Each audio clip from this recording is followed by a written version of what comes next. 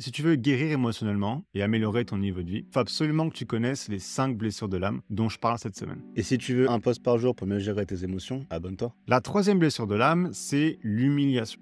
Donc, tu as été gravement humilié étant petit, soit par un environnement familial toxique, soit, dans la plupart des cas, en ayant été harcelé à l'école. Et donc, si tu es affecté par cette blessure, tu vas avoir une réaction qui est disproportionnée à tout événement faisant appel à cette humiliation. Donc, tu vas être très susceptible, surtout dans un groupe social.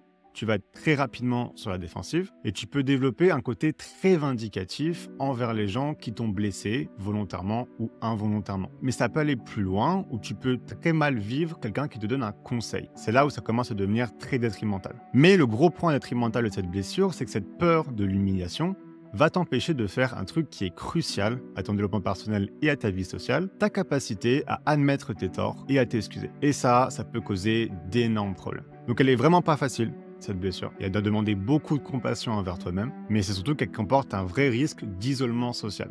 Donc il faut que tu fasses gaffe à ça. Et donc le meilleur outil contre cette blessure, pour moi, je dirais que c'est l'autodérision. Et tout en fait ce qui va te permettre de te prendre moins au sérieux.